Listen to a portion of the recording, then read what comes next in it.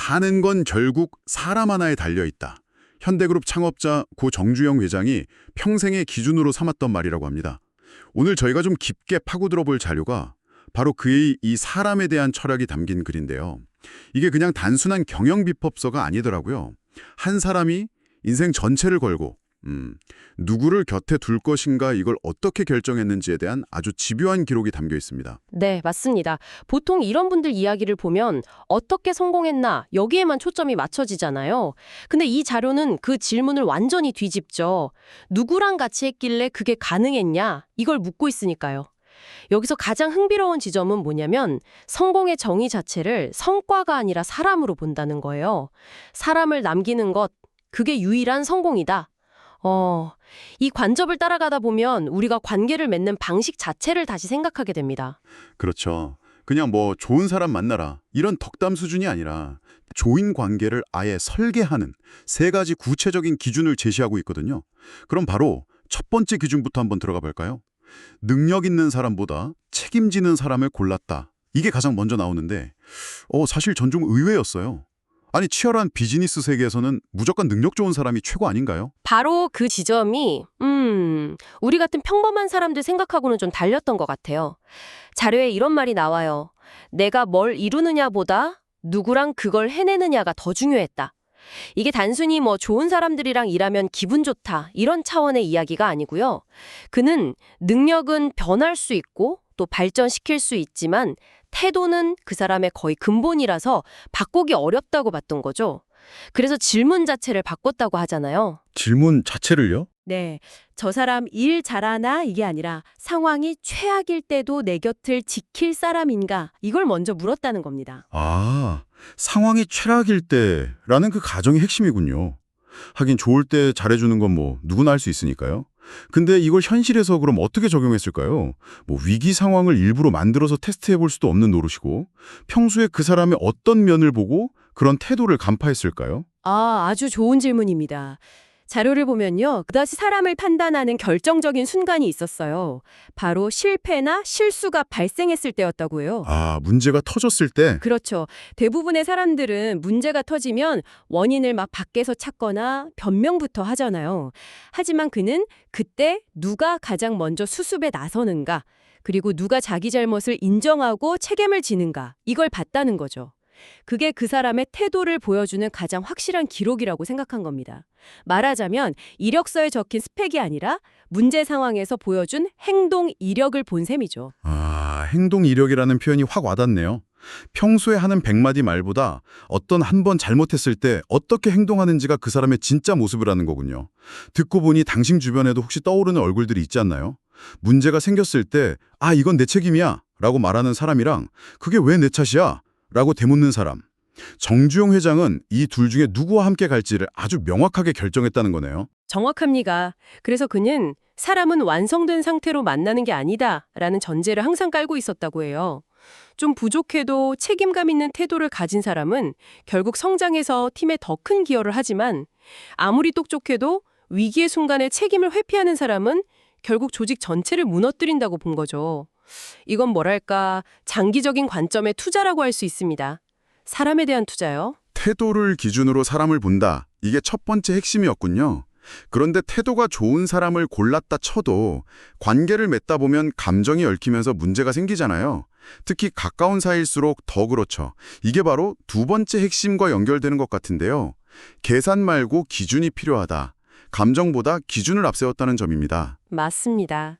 첫 번째 기준이 누구를 우리 편으로 들일 것인가에 대한 이야기였다면 두 번째 기준은 그 관계를 어떻게 지켜갈 것인가에 대한 이야기입니다. 여기서 말하는 기준이라는 건 존중, 책임 같은 관계의 원칙을 의미하죠. 이 기준이 지켜지지 않으면 그 관계는 더 이상 건강한 관계가 아니라 나를 갉아먹는 소모가 된다고 아주 단호하게 말합니다. 근데 이 기준이라는 게 참 어렵습니다. 특히 자료에 나온 감정이 가까워질수록 판단은 흐려진다라는 구절이 정말 날카롭다고 느꼈어요. 우리가 흔히 정 때문에 이거 안 좋은 관계인 거 알면서도 못 끊어내는 경우 많잖아요. 계속 맞춰주고 눈치 보고. 바로 그 정의라는 이름의 함정을 경고하는 겁니다. 자료에 이런 표현이 나와요. 관계를 설계한다. 이 말이 좀 차갑게 들릴 수도 있거든요. 어떻게 사람 사이의 관계를 기계처럼 설계하냐고요. 맞아요. 저도 그 표현 보고 이거 너무 계산적인 거 아닌가 하는 생각이 먼저 들었어요. 거의 뭐 매니퓰레이션처럼 들리기도 하고요. 이게 어떤 의미일까요? 여기서 설계는 상대를 조종한다는 뜻이 아닙니다. 튼튼한 건물을 지을 때 설계도가 필요한 것과 같아요. 관계에도 무너지지 않을 단단한 기둥이 필요하다는 거죠. 그 기둥이 바로 존중과 책임 같은 기준이고요. 이 기준이 바로 서 있으면 감정의 폭풍이 불어와도 관계가 안 무너지지만 기준 없이 감정만 앞세운 관계는 사상 누각처럼 쉽게 무너진다는 의미입니다. 그는 이렇게 물었다고 하죠. 저 사람이 내가 없는 자리에서도 내 이름을 지켜줄 사람인가? 혹은 불편한 진실을 이야기해 줄 수 있는 사람인가? 이런 객관적인 질문들이 바로 관계의 설계도였던 셈입니다. 아, 그렇게 들으니 이해가 되네요. 설계라는 게 서로를 위한 최소한의 안전장치 같은 거군요. 반응을 예측해야 하는 관계, 말투를 조절해야 유지되는 관계, 다 맞춰줘야 유지되는 관계는 결국 나를 무너뜨린다. 이 구절이 그래서 나온 거고요. 당신도 혹시 지금 누군가의 기분을 계속 살피면서 에너지를 쏟고 있다면 그 관계에 기준이 있는지 한번 점검해 볼 필요가 있겠네요. 그렇죠. 그래서 그는 사람을 남기고 싶다면 붙잡는 법보다 놓는 법을 먼저 배워야 한다고까지 맙니다. 기준이 무너진 관계를 정리할 용기가 있어야 정말 지켜야 할 소중한 관계에 쏟을 에너지가 생긴다는 아주 현실적인 조언이죠. 냉정하게 들리지만 내 삶을 지키기 위한 필수적인 선택이라는 겁니다. 자, 이제 마지막 세 번째 핵심으로 넘어가 보죠. 지금까지 좋은 사람을 고르고 관계를 지키는 법에 대해 이야기했는데 글의 후반부로 갈수록 화살이 완전히 다른 방향으로 향합니다. 바로 자기 자신에게로요.